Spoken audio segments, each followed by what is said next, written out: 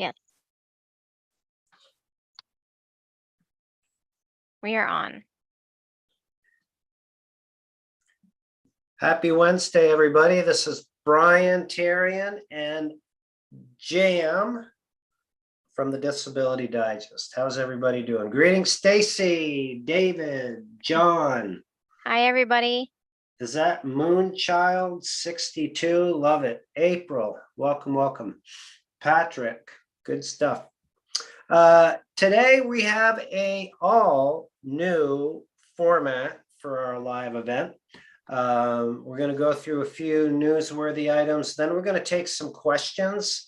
And then we have a guest speaker that is going to come today and share her disability approval story, being on benefits, the good, the bad, the ugly.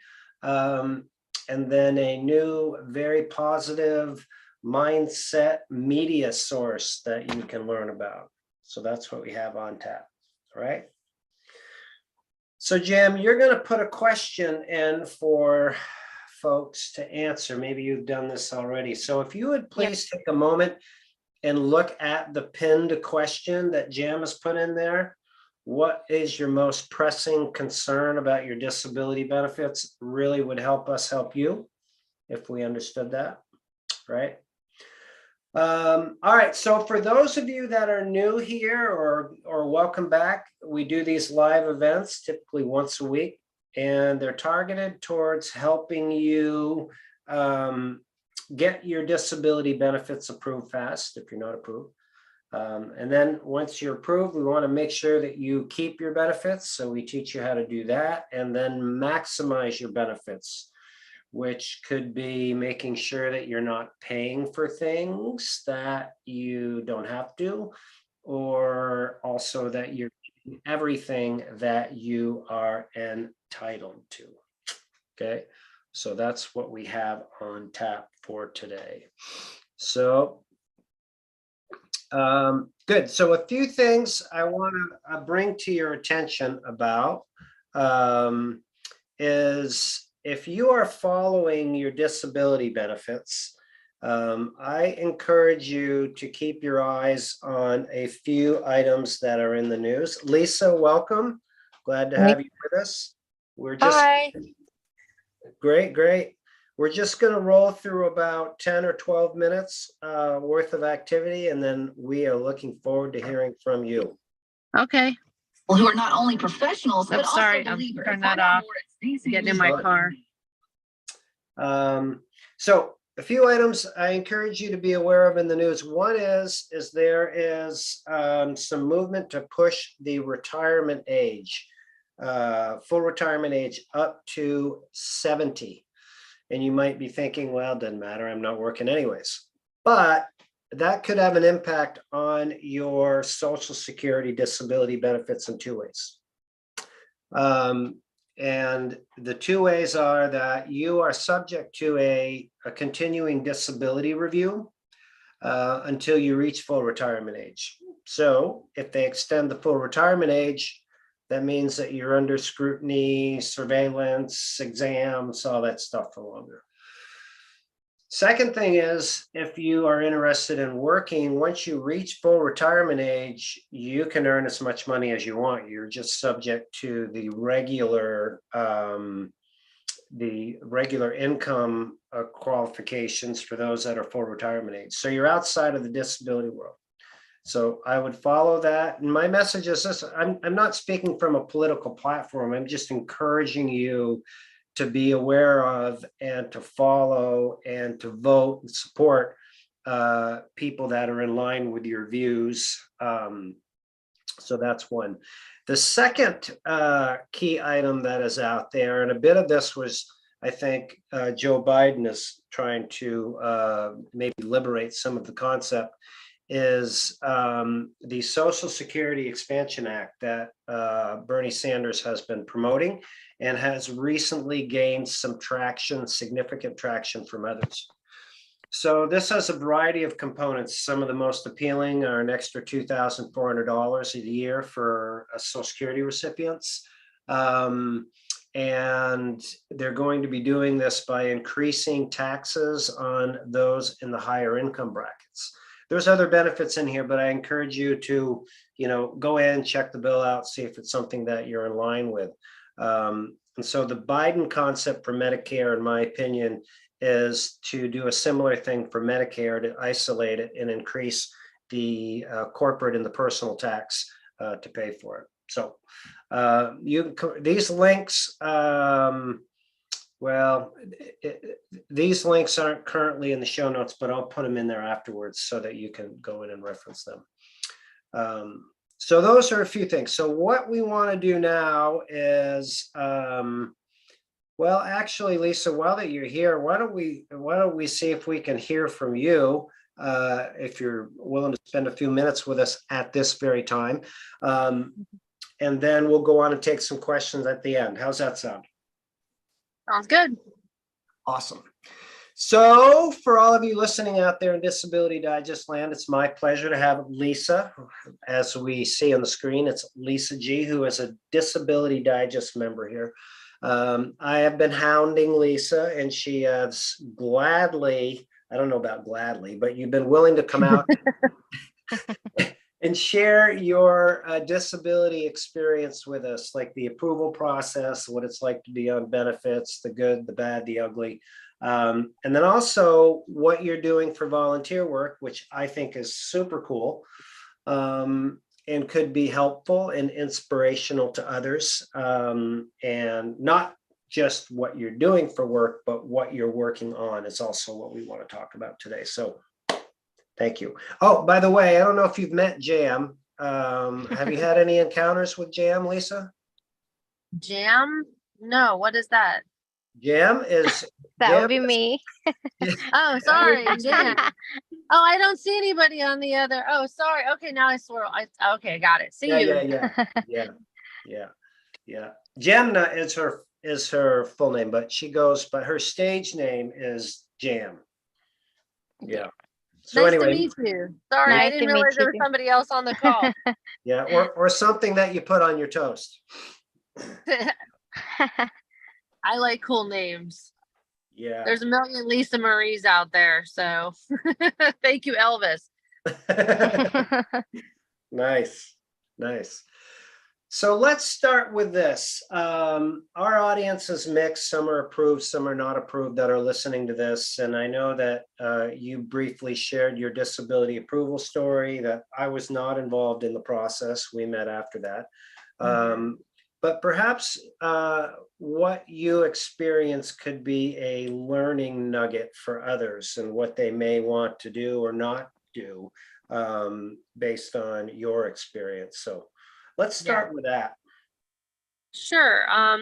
Let me start off with, I wish I knew you in the beginning of the process, because that might have shortened the time period, the stress and the aggravation that I went through to get approved through disability. But I struggle with cardiac issues. I have been hospitalized numerous times, 20 times now since 2015. I have been in the hospital, so it's very hard for me to hold a full-time job. Stress and anxiety causes a lot of this for me. So my previous career, I was under a lot of duress. I worked in television in secular television. And as you can see daily now, the evil that comes from that and how hard it is to work in that environment, it tore me up, because if you have any brains, any wisdom or any ability to witness what's going on around you, you can see there's a lot of evil in the environment of television. There's a lot of lies, there's a lot of trickery, and the more technical we get in video, the easier it is to manipulate others.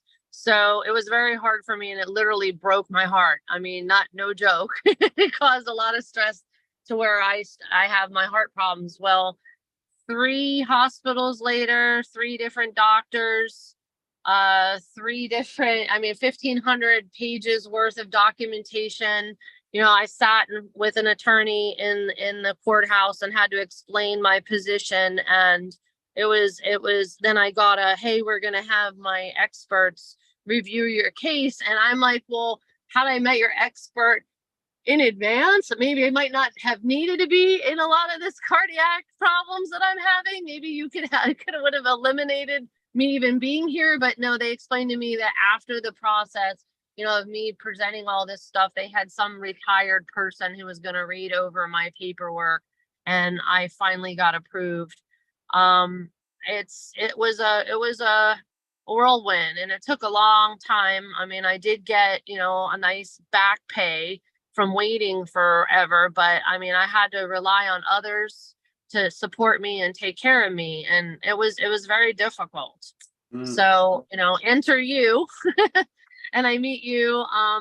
We haven't gone through the review process. I'm sure that that's coming up for me. But I look forward to working with you as you've helped me with my insurance process, and making sure that I've gone through and have captured all the benefits that I am available to get, which has helped me immensely with supporting myself and not relying on my family so much, and giving me a little bit of independence. Sure. Thanks for sharing that. Lisa, remind me, how old were you when you were going through the approval process? Like when you started, how old were you? This all cardiac stuff happened, but I think it was like 45-ish, maybe a little bit older. I'm 51 now, so. Okay. All right. And it was odd, for somebody my age to have all that problems, but I mean, I couldn't stay out of the hospital, and I still have issues. So it still happens. There's days where I don't require, because I've learned how to manage, but the managing knocks me down where I'm not capable of doing anything. So it's pretty bad sometimes, but I manage. Right. If there was, I mean, if there was something that you look back on the process that you would have done differently, could have done differently with the resources you had at the time, is there anything that stands out? Well, I think the most important thing that benefited me, that I think that everybody needs to be considerate of, and I think you should just have anyways, is, especially if you have an extensive medical history, you need to capture all of your medical records yourself. I have all my paperwork, and I was able, when I did do this, I practically did the attorney's job for them, but I had all my own paperwork because I was bouncing from hospital to hospital, and a lot of hospitals don't talk to one another. They don't have the same system. So it's important, number one, to get good health care and have your records follow you. But number two, you're building your case where they can see that here's your history, and it's gone from place to place to place. And I have 3 different doctors that is saying the exact same thing. And to this day, I mean, honestly, every time I go in to see a doctor, they want to cut me up again, and I'm like, I don't know if I'm ready for that. But you definitely need to, number one, just make sure that the approval process probably will go faster if you have all your ducks in a row, and you, you present your case like you would to any doctor or whatever. I mean, it's no different. A doctor and attorney, they're going to, judge based on what your issues may be. Yeah. And if they qualify.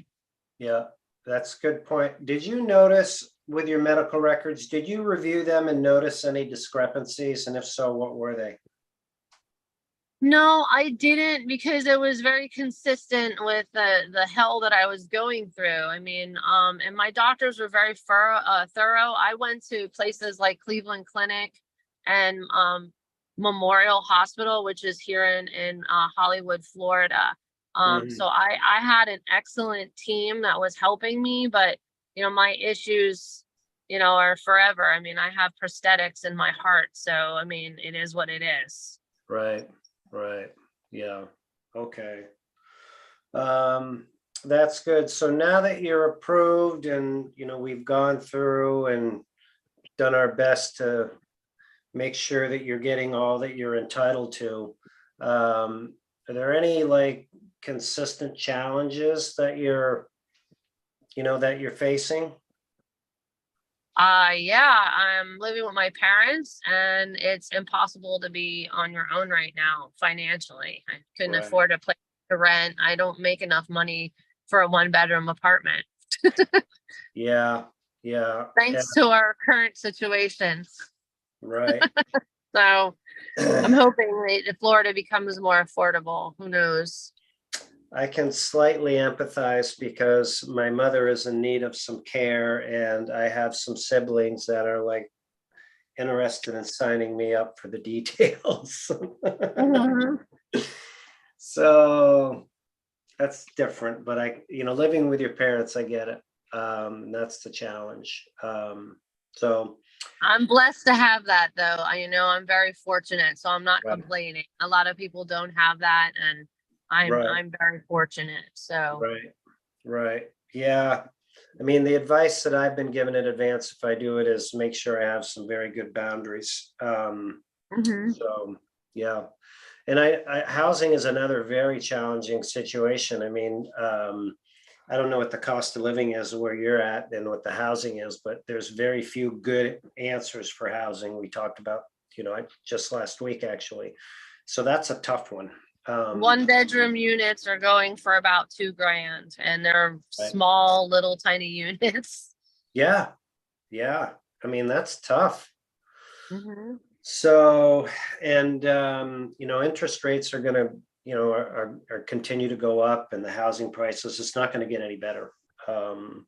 So, yeah.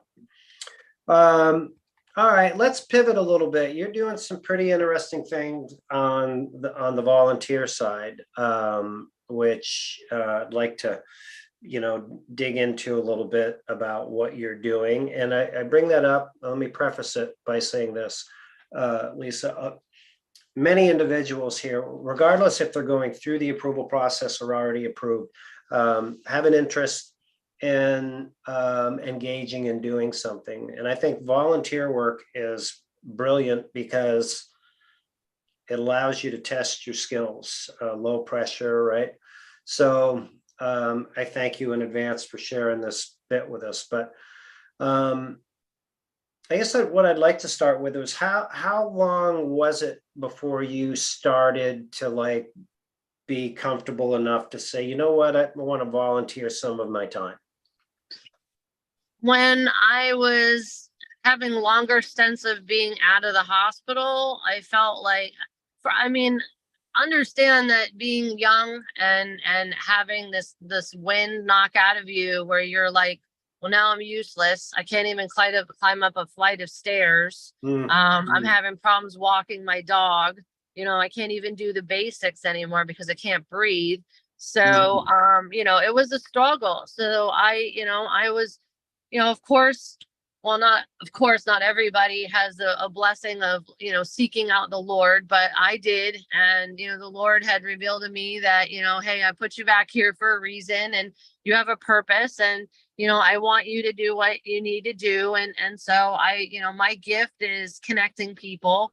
So, I'm like, well, how do I get started? What am I supposed to do? And so I just, pick up the phone every once in a while, and I know somebody that knows somebody that can help somebody. And so I, take advantage of that talent. And that's kind of where my volunteer work started. And then, my church, my church has something as simple as being a greeter. And I'll be honest, I have let them down because they have high expectations, for you to stand there for certain periods of time. And, I physically wasn't able to do it. But if you tell people when you're volunteering with them and you're honest with them and tell them what your capabilities are and say, listen, I just want to be here as an extra. I don't want you to rely on me, but when I do show up, I'm here to perform, and I'm here because I'm healthy enough to do so. So, let me do it that, be at that. But, expectations, that's the hard part for me is, putting myself on saying I'm going to be there on Friday. And then my body says, no, you're not. You're yeah, gonna lay here today and you're gonna relax. and it gets very frustrating when that stuff happens. But, you know, there's things that, you know, you can do and still contribute to the world in some way. You know, you just got to find what your niche is. You know, what's your passion? You know, they say your pain becomes your passion. Mhm. I joined a group called Mended Hearts, you know, and I found a bunch of people who struggle, and they were a support group, you know, that helped me with my, you know, my disability. And there's always that type of thing out there. And if not, then, you know, I encourage the viewer out there who's listening to go out there and start one yourself, you know. Mhm. Mhm. So if you have capability of doing so, I'm sure you can find people around you that would help. Right. That's great advice. So did you find yourself, it sounds like you may have found that you're in a situation where you are, I don't know if overextended is the right term, Lisa, but where you weren't able to meet expectations. I believe that's what you said, right? Yep. Yes. And Yeah. and I've done that to myself a couple times where, you know, mind you, my career was in secular television, so I had the ability to stack a lot of pressure on top of myself because we had, you know, we had time slots, you know, that there were deadlines that had to happen by certain times. You know, I had account executives that are constantly interrupting, and you'd have to be able to pick up and go back to where you were, you know. So it was a high pressure environment, and then to be able to like not be able to take pressure, and then you're like just simple little things cause your heart to go off, you know. It's very humbling to have to learn how to refigure yourself out. But that's where, you know, if you, so I had to rely on something outside of myself. So I found God. But Yeah. I you know, and God led me to people that believe in me. And so, you know, as you know, I know you wanted to talk about Taken. You know, I volunteer for a network called Taken, and I've introduced you to this network and hope that, you know, you'll be airing on our network someday so that our viewers get to learn about what, you know, what you do. And I say our viewers because, you know, I talk to the people in charge of that network, and I try and help support them and bring people like yourself forth when I see something of quality that's going to help, you know, help others. And I think that, you know, if you're going to sit down in front of a TV, at least gain something out of it. That's where my mind is now in the world of television. It's got to be, you know, positive and uplifting and valuable. Right. Right. Yeah, and we're going to talk more about Taken. I just put it up on the screen for those of you that are out there. But this is very cool. Back to your faith, if you don't mind my asking. You don't have to answer, of course. Sure. But did you have a faith base before this happened to you? Before this life-changing event with your heart? I didn't. I had battles when I laid on that table and I had my first surgery. And I was going to have my heart pumped through a a piece of equipment. It was very humbling to lay on that table and battle with my creator because I was like ready to come see him. I'm like, I'm ready, I'm coming. And he's like, no, man. you don't have you have purpose here. And I've heard that over and over and over again, as many times as I've laid on that table and had to surrender my body over to being shocked or whatever has had to happen to it, you know. Right. So it's been Right. crazy. But yeah, no, you have to have a bigger faith in something because I mean, I don't know why else I would be here otherwise. I mean, it's either that or he doesn't want to hear my mouth. So that's one or the other. Or It was or my he nagging. does want to hear it. Yeah. So it sounds to me like your faith is in part brought you through this. Like you surrendered, but it wasn't your time. Right. It wasn't my time to go. No, and I did surrender. I had to. I mean, it's hard when you're my age and you're like, why, you know, why does it keep happening over and over again? And you know, it's recognizing that the world can break your heart, you know, and you recognize that you're seeing all this stuff on television and it's killing you when you see children are being abused, animals are being, you know, tortured, you know, and nothing is being done about it. And you're sitting there and you're going, well, you know, oh my God, God, you know what? So you have to turn it over to something, and God's the creator of everything. So he, you know, it's not every, I can't do anything about it. I can only do what I'm equipped to do about it, you know, and what I'm allowed to do about it. So Mhm. to be able to lay it down at somebody else's feet, which is my creator, and say, God, you know, I can't rescue that child over there who is abused, but I can, you know, help teach others and educate others. And I can, you know, pray for that child. And I can, you know, whatever you can do that may be, you know, donate, whatever that may be, you're still contributing. Yeah. So what I'm hearing is it's giving you the ability to, well, as the saying goes, like release those things that you cannot control. Yep. And find value in myself. Because, you know, having not be able to do what you used to do. I mean, you're talking to somebody who's hiked mountains in Colorado. I used to do CrossFit, you know, Yeah. and then to not be able to climb a flight of stairs is Yeah. like, what? Right. I mean, I'm Right. talking a flight. Halfway through, I had to stop. Yeah. Yeah. So that's bad. Yeah. Yeah. You know, what you're sharing is inspirational, as many of these conversations are. A few weeks ago, we had Liz on, and she shared her story about her 20-year journey back to full-time work. But I see a parallel here. I mean, you're regaining your strength. It sounds to me like you truly have been put here to do something, right? That's why you're here. So that's very cool.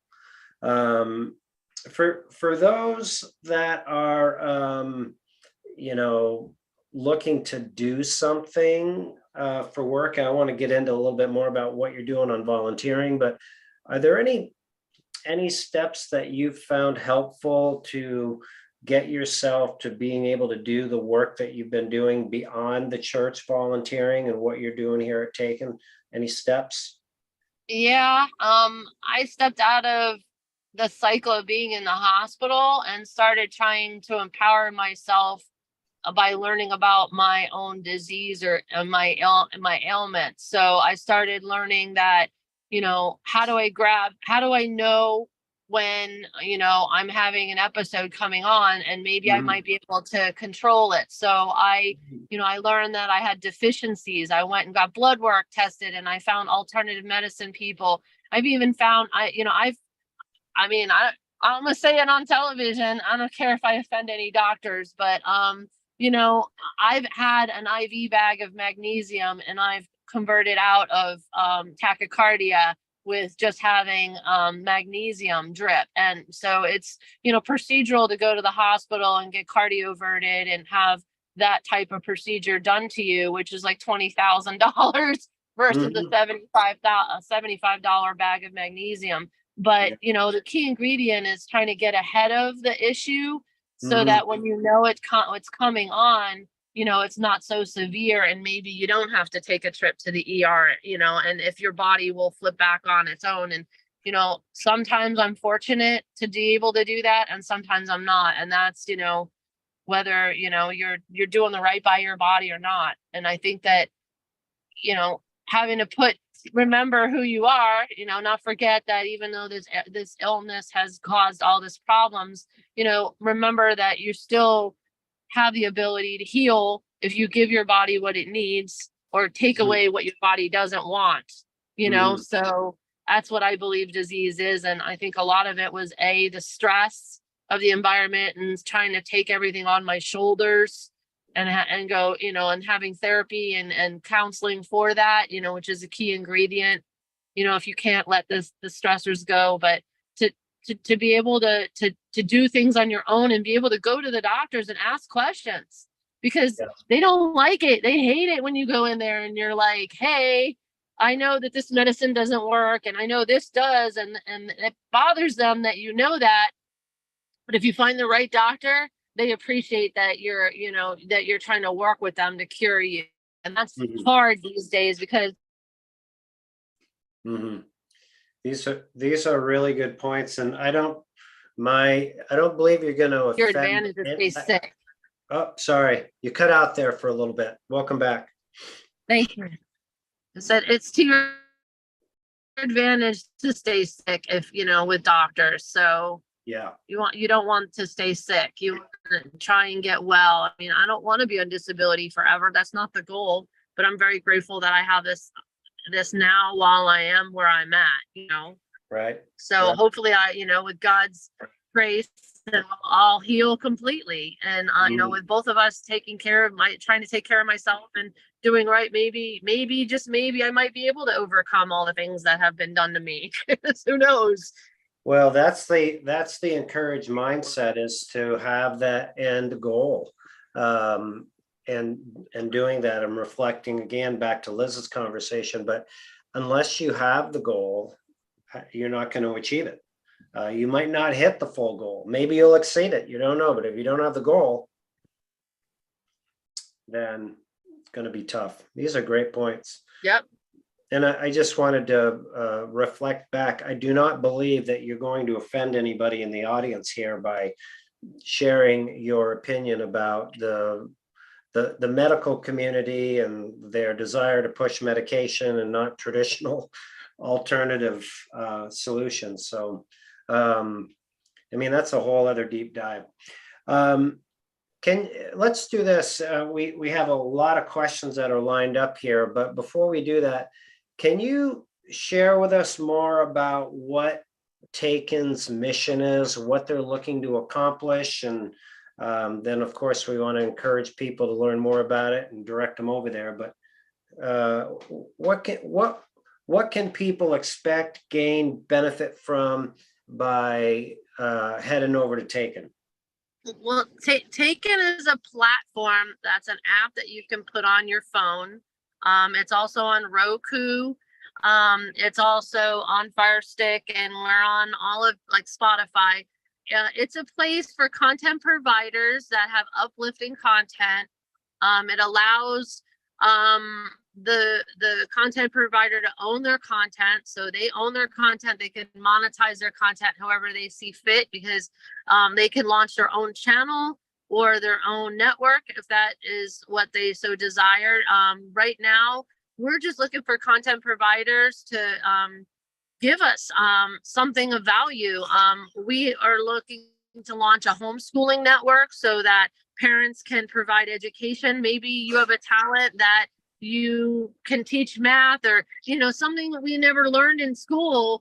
Kids that don't learn in school, maybe you can teach that and have a passion for that. So it's a place for people who can have a podcast, have a show, have a musical piece. We have musicians. We have all types of things on there. So musical videos. I encourage people to go over there and check out Seventh Element. I love them. They're on our channel. They're an a cappella band. They're great. We can live stream. We have a lot of capabilities with this network. We can do pay-per-views. So if you want to charge for admission, and it was just a blessing that came upon the owner, Barry Alsobrook, who Barry got, and myself met a couple years ago at a Christian conference called the NRB. And the National Religious Broadcasters, that happened. It's happening in Orlando this year. So I'm excited. Hopefully I'll be well enough to go. So last time I came, I broke my knee and my arm. So yeah, I fall. I have a lot of problems, but that's why I have to pray. I'm like, God, you got to put a hedge of protection around me. Either that, or I got to put myself in a plastic bubble. Yeah. So from the work that we do here, if we have, uplifting stories like this one and others that we've interviewed, content like that is what the target is, or what may be well received? Yeah, absolutely. Anything inspiring. It doesn't have to necessarily be religious, but we're looking for inspiring and uplifting content outside of what you would see on regular television. Movies, documentaries, that type of stuff. Yeah. Well, I approach this business with a lot of faith and religion because it's the only way you can survive working with the Social Security disability system. I bet. So- Lots of prayer. So lots of prayers going on out there. So that's very cool what you're doing. This has been wonderful. So for those of you out there taking TV, there'll be a link in the replay here. What I'd like to do now, Lisa, is if you have a few more minutes, if there's any specific questions that people have for Lisa, if we can have you stay for a few minutes, Jam will go through and see if we can pinpoint any, and then address those. And then the general questions I can address at the end. So Jam, if you don't mind, I'm putting you on the spot, but see if we have any that would be applicable for Lisa. Well, I have two praises here from the viewers. Thank you, Lisa G, for sharing your story. You're very inspirational. That's from Barb. And one from Stacy. Well, Lisa, I have the same problems and can't even wear socks because it cuts off my circulation, and where I live, it's very cold, below zero a lot. Ooh. Yeah. Yes. Well, God bless both of you. Thank you for watching and hearing my story. I hope my testimonial, encourages people to keep on trucking. Right. We did this in the name of our creator. I mean, God gave us everything that we needed to heal. So we just need to take advantage of it and Good, believe. good. Personally, for me, the platform that you're working on, I mean, it just sounds perfect for you, but for the general population out there to have good, clean content is refreshing. So that's awesome. Great. Any other? Gotta have an alternative. That's right. Go ahead. Right. What do you see, Jim? Any other Lisa related questions? No, just a reaction from what Lisa mentioned earlier from Katie. I need a plastic bubble.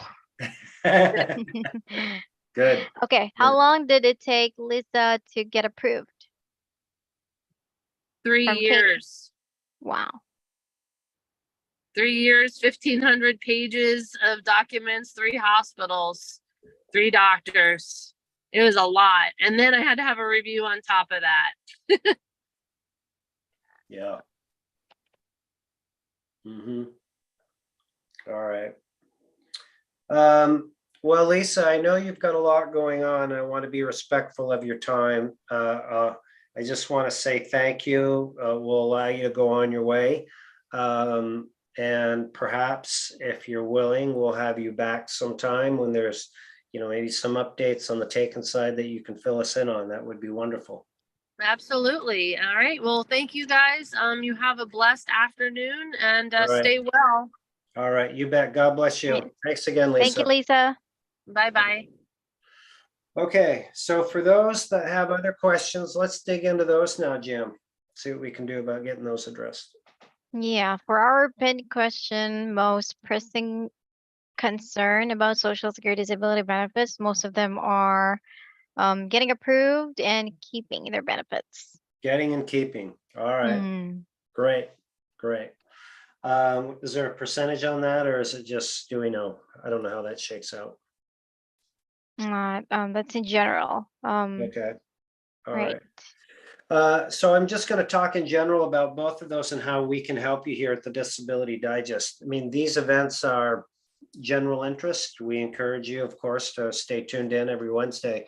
But the best way to get, keep, and maximize your benefits is if you join us or update us as a member if we haven't heard from you and there's been some type of a change. And the reason for that is that when you join us as a member, there's no cost for it, but it allows us to understand where you're at in the process. And maybe you've applied and waiting, maybe you haven't applied, maybe you want to know if you qualify. And I'm just going to pull over here the Disability Digest website. So there's a green button, and Jan will put the link in the chat if you would, please. And you just start and go through the evaluation. Now, what happens is once you complete this, we understand where you're at in the process, and we can then get you targeted information. For example, let's say that you've applied and you're waiting. Well, okay, maybe you haven't received the forms to fill out yet. Maybe you haven't been for your independent medical exam. Maybe you have certain conditions that we have really high test directions for. Perhaps you don't have your doctor's support in writing, things like that that we can help you with. Or if you're approved and maybe you want to, do something like Lisa's doing, you want to get ideas of what you can do to supplement your income or volunteer, things like that. So joining us or updating us as a member is the very best way that we can help you with those topics. Of course, you can stay on YouTube. You can skim through all the videos and all that. I think there's over 420 now. It just is going to take you a while longer, and it's difficult to get it all put together in order. Plus, you don't have the opportunity to speak with advocates, get in support groups like you do as a member. So what else do we have for questions, Jim? All right, this was from Kathleen. My pressing concern is going back to work and keeping my benefits. I know we've talked about it, but the reality is that I can only work 5 hours a week. Well, if you're only going to work 5 hours a week, it's easy for me to say this, but it's probably challenging for you to grasp it, is that you should have no challenge from the amount of hours that you're working keeping your benefits, because you can work up to 20 a week. And if your income stays below the allowed amount of $1,050 a month, that's the second criteria. So, I mean, like people like Lisa are in our benefit protection program. That means that we've reviewed her benefits, we've enrolled her in an insurance program, and we're keeping her in our insurance program by making sure that she's doing the right steps to understand how to prepare for and pass her continuing disability review. So for others that have a concern about losing their benefits or just want to make sure that they're maximizing them, you can request a review here. And if we find a solution for you that you enroll in, then you have access to our benefit protection program that can help with these concerns.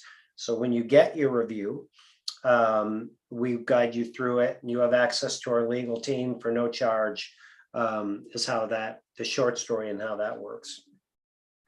All right, this one's from Jim. Just turned 62. I've been receiving SSDI benefits for the last 4 years. Wondering if or when I should expect a review of my eligibility. Yeah, the review time frame is communicated in your award letter, which perhaps you have filed since you received it. You see them generally, increments are a year, 18 months, 2 years, 3 to 5 years. So you would need to refer back to your award letter. Now, if you don't have it, there's a new feature on the Social Security website, ssa.gov, that you can navigate to and request your award letter. All right. Is there any way to keep track of a detailed progress on your claim and what I can do to speed up the progress other than just logging into portal and see a percentage progress? Right, right. If you're working on your own, other than contacting your case manager and getting a verbal no. If you're using a disability representative, attorney or non-attorney representative, they have access to your case file, and which is a powerful tool, because let's say you have 5 doctors that are treating you, and they look in your case file and they see that, well, only 3 doctors have returned the medical records. Then they can work on getting those other 2 doctors getting their information in a timely manner, because maybe Social Security is waiting for those other doctors. They're going to give it another 60 days. So that's one key thing. And I don't know if you are, if you're not, working with a representative, that could make a difference.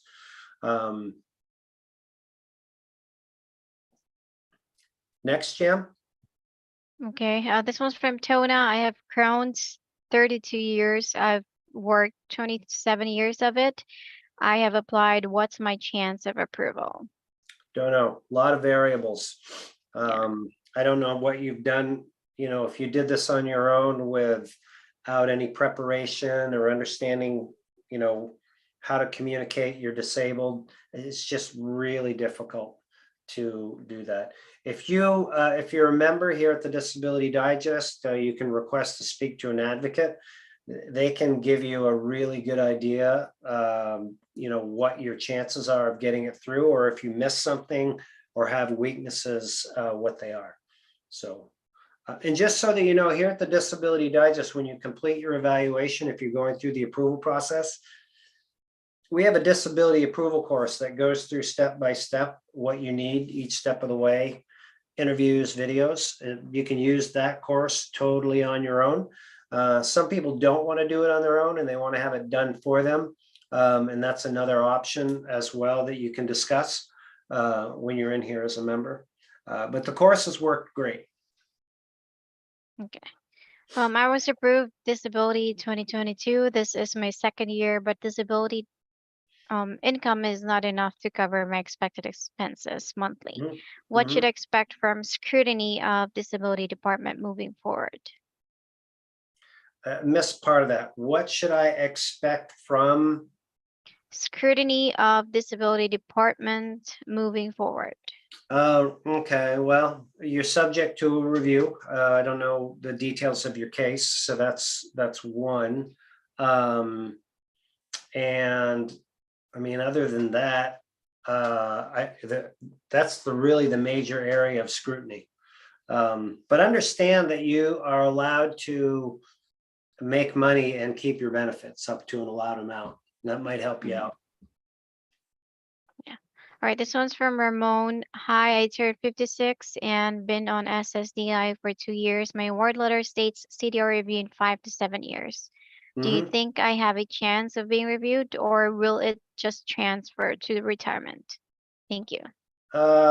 Yeah, that's really the crystal ball. I don't know for sure, but I would expect a review. I know 64-year-olds that have been reviewed like twice in 1 year. It was on our YouTube comments. So I would plan for it.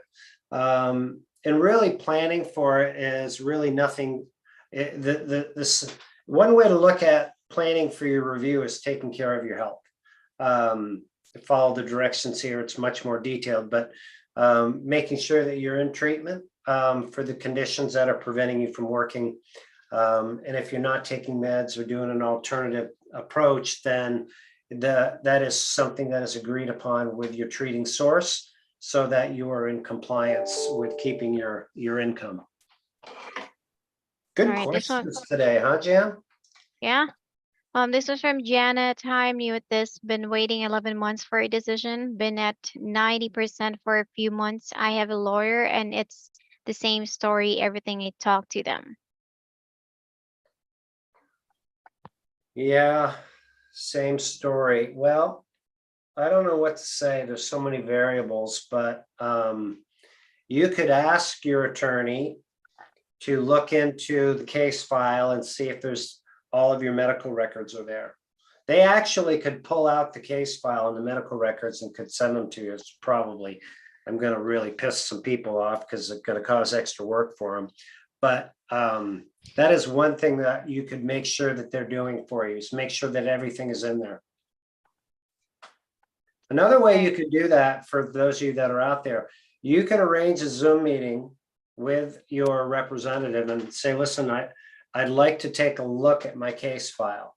So they could share their screen like I have in this meeting, and they could show you all the files and documents that are in there.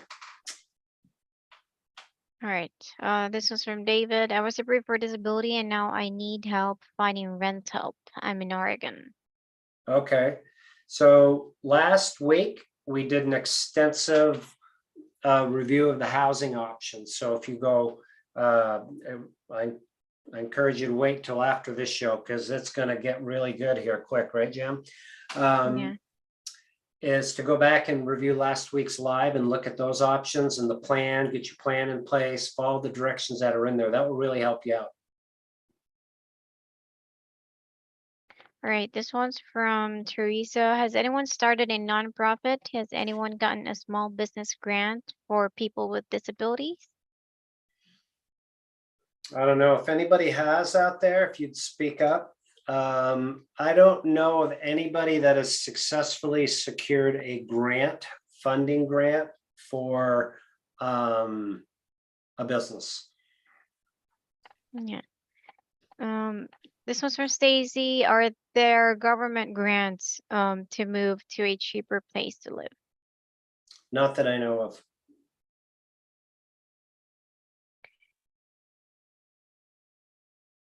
Okay, I have answered this one, but maybe you have a better answer for it. This one's from Dawn. What does date of last insured mean?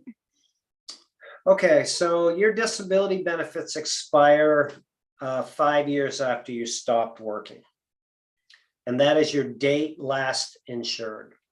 So if you try to file a disability claim after your date of last insured, then you're not insured for disability benefits. So something that people don't understand is that their benefits expire. Then they should really, if they've been out of work and can't go back to work or haven't worked, understand what that is and then take action.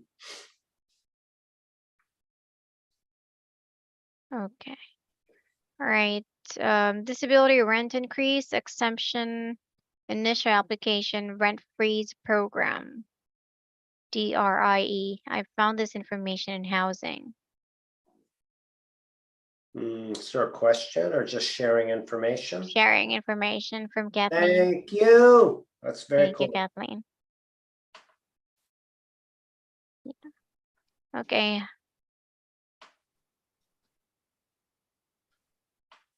Okay.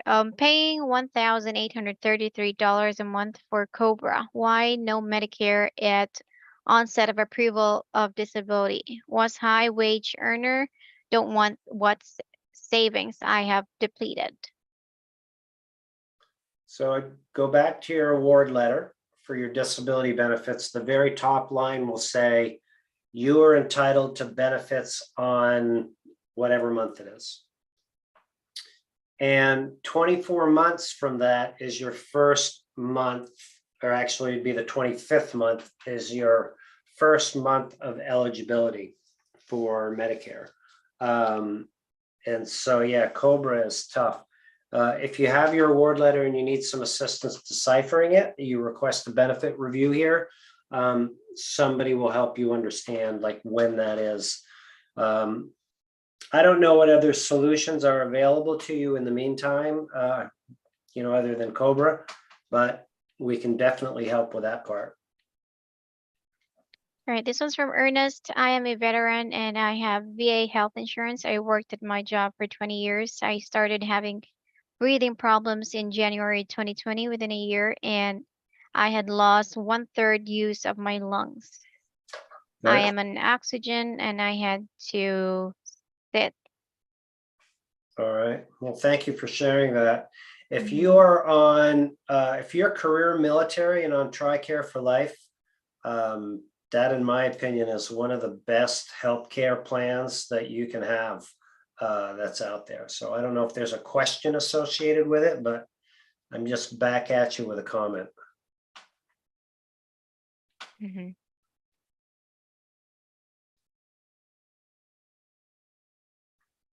Okay.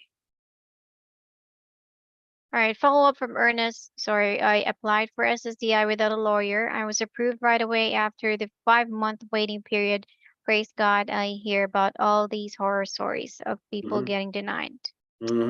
Yeah. Good for you. All right, this was from Ryan. How do you find a doctor that they will persuasive? I just got my approval after 6 years, and in the approval, they discredited all my doctors. Crazy. I missed the question. How do you find a doctor that will be persuasive? I don't know. That's really a sifting process. It's like finding the ideal mate. I think the other way to look at it is this, is what is it that you can do to control the process? And what has worked is understanding the approach to each and every medical doctor visit. What is it that you communicate? We've done other videos on what you need to prove that have covered this, but I'll give you just a quick example. If you're going to your doctors and you're bringing in a piece of, lined paper like this, and you have your limitations written down, can't sit for 15 minutes, can't stand for 10. I need to take 2 naps a day. They're about 45 minutes. I'm sleeping maybe 3 hours a night. I'm not able to remember repetitive tasks. Whatever your commercial is, and you bring that into your doctor, and that is what is put in your medical records, you ask them to put it in, then the persuasion piece is being done. You are putting in your medical records your limitations. Doctors don't understand disability. They don't understand what the requirements are. Maybe they say they do, but they don't. So it's really up to you to understand the process, be proactive, and manage it yourself. That's my opinion. Take control. Right. Hello, my name is Raymond, and I had back surgery in October of 2020. I'm sorry, October 22.